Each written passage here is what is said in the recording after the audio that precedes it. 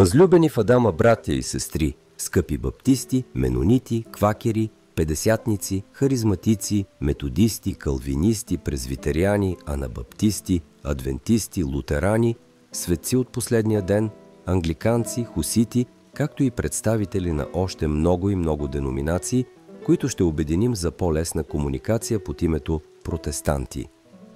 Бих искал да ви поздравя с възлюбени в Христа братя и сестри, но не мога с чисто сърце да използвам това обращение към вас. Вие смятате, че вярвате в Христос, Сина Божий, единородния, Словото, дошло в плът сред човеците, за да ни избави от вечната смърт. Не само това, но поставяте и вярата в основата на спасението на душите си. Само чрез вярата. Така изповядвате своята убеденост, че в деня на Господа няма да се окажете на погрешната страна. Да, с вяра човек се спасява, но дали с вяра във всичко? Аз вярвам, че земята е кръгла и това е достатъчно, за да бъда спасен. Аз вярвам, че във всяка молекула вода има 2 атома водород и 1 атом кислород. Спасен съм. Не, само с вяра в Христос, в това, което е Той, можеш да се спасиш. Няма да навлизам в темата за вярата и делата, защото свети апостол Яков добре е разяснил този въпрос в своето съборно послание. Та и вярата, ако няма дела, сама по себе си е мъртва. Но ще рече някой: ти имаш вяра, пък аз имам дела. Покажи ми вярата си без твоите дела и аз ще ти покажа вярата си от моите дела. Да приемем, за да не навлизаме в излишни полемики, че вярата само стига, за да наследим живот вечен. То тогава би следвало да признаем, че вярата трябва да е в пълнота, защото ако е непълна, тя няма да може да извърши това, за което е предназначена. Можем ли да имаме пълна вяра, ако нямаме в пълнота обекта на нашата вяра?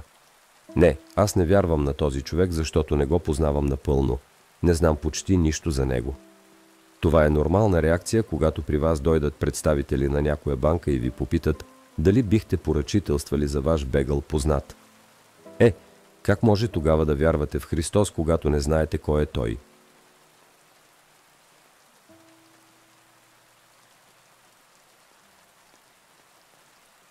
Но да, вие смятате, че знаете кой е Христос. Все пак друг стълб на протестанството е само чрез Писанието. А нали самото Писание ни разкрива живота и учението на Исус от Назарет. Опирайки се само на Библията обаче, вие се лишавате от пълнотата на изповеданието, защото сам свети евангелист Йоан пише: има и много други работи, които извърши Исус и за които, ако би се писало подробно, чини ми се, и цял свят не би побрал написаните книги. Отказвайки се да приемете светото предание, това са просто някакви истории, съчинени от хора, къде го пише това в Библията, и писанията на светите отци, не наричай никого на земята отец, вие виждате само една малка част от общата картина, която Бог рисува за нас. Вие виждате един Бог, който наказва сина си, за да не накаже вас. Бог, който е предопределил кой от човеците ще вярва в него и кой не, кой ще се спаси и кой ще погине, още преди тези човеци да са заченати в утробата на майките си, както и много други неща, които са далеч от действителността.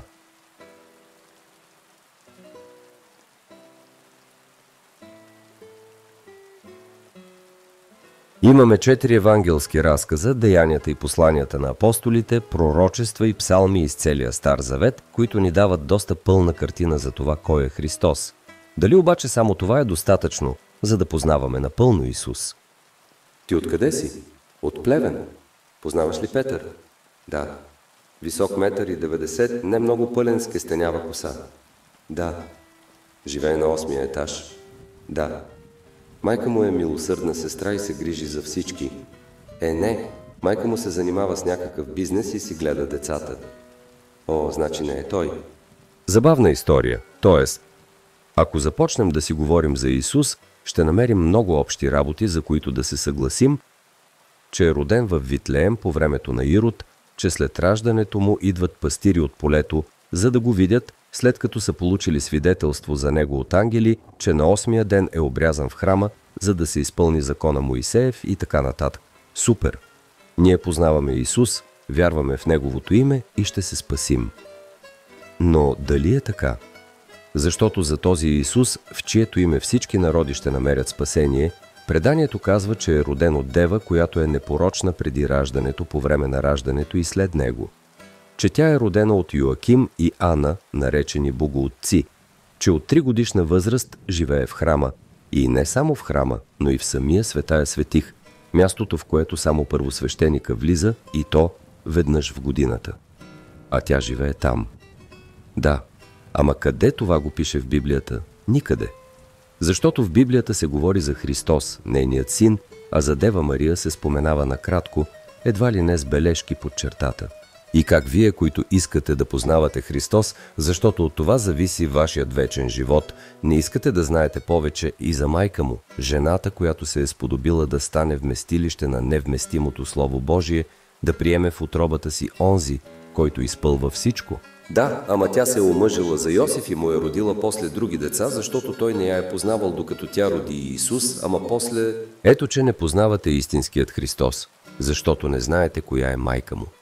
Вие си мислите, че Иисус е роден от Мария в Витлеем, пък после тя народила и куп други дечурлига, с които той да си играе докато расте. И така, имате едно многодетно семейство, в което бащата се казва Йосиф, майката Мария, а един от синовете Иисус, което се настанява в Назарет, след като се връща от Египет и така нататък, и така нататък.